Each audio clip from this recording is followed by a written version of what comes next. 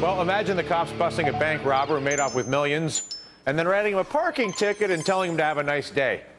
That's essentially how the feds have treated the man behind one of the biggest frauds in American history. Cenk Uygur, fresh off his wildly successful blockbuster guest hosting gig on Countdown last night, has flown back to California because the man is as an animal and is here with a daily rant. Hello, sir.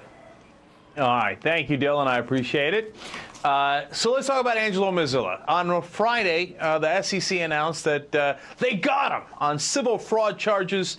Now, he did not admit to doing anything wrong, but they did get a $67.5 million fine from him, which sounds large, but I'm going to come back to that and you'll find out if that's actually large or not. Plus, he will not be able to serve as an officer or director over another company. He's 71 years old, and so, oh boy, that really stings.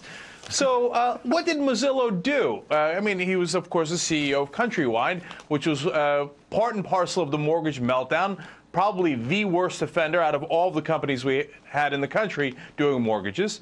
Well, publicly, Mozilo would tell people that everything was great.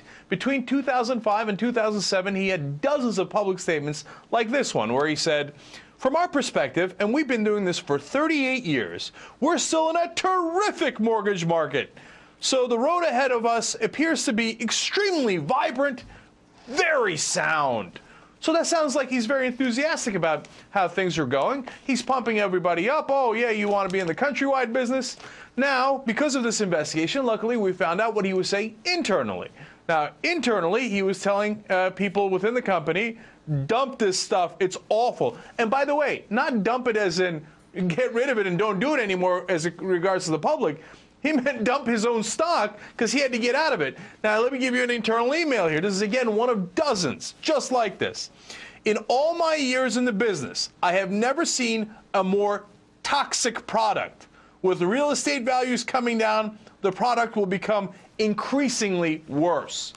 Now, that doesn't mean that they stopped selling it. They kept selling it over and over and over again as Mozilo moved more and more money from the company.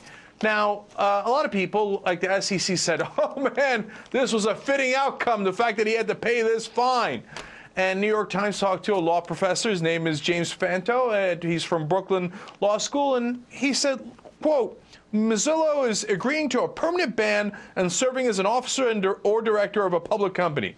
That is a significant punishment and does not look good for his legacy." Wow. Is his legacy tarnished? I don't know if he's going to be able to handle it. Now, so you understand how much of a robbery Mozilo got away with. At Countrywide, he made approximately $600 million. Now, the feds fined him $67.5 million, of which $45 million was paid by Bank of America, which took over Countrywide. So in the end, what does our math indicate?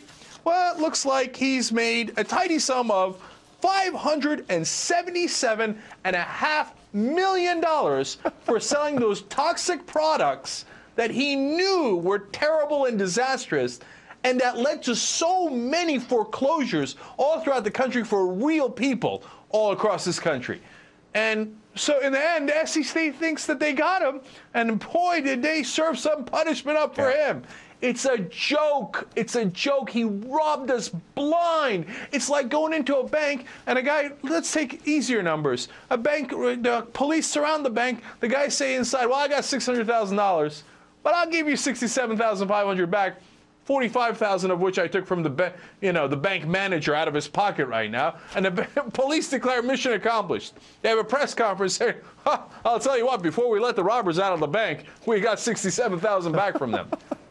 Do you think, Cenk, whether you look at the absurdity of what you just described, you look at the absurdity of the foreclosure or fraud closure process right now, you look at the White House, the Democrats and the Republicans' refusal to investigate Fannie, Freddie, and the Federal Reserve, that basically that the kangaroo court solutions we keep being presented with are in effect a way to try to avoid dealing with a fraud that's honestly larger systematically than anybody is really prepared to comprehend?